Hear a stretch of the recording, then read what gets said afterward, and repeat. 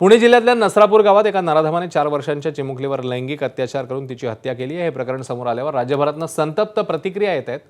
या घटनेच्या निषेधार्थ उद्या बीडच्या परळीमध्ये रास्ता रोको होणार आहे। आरोपीला फाशीची शिक्षा द्यावी अशी मागणी परळीकरांनी केली। वातावरण असं असेल तर मुलींनी बाहेर पडायचं कसं असा सवालही नागरिकांनी विचारला।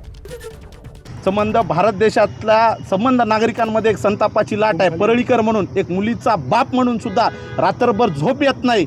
यामुळे माझी अशी विनंती आहे की राज्य सरकारला, केंद्र सरकारला अशा विकृती वेळेत ठेचल्या पाहिजेत। अतिशय हृदय पिळवटून टाकणारी घटना आहे।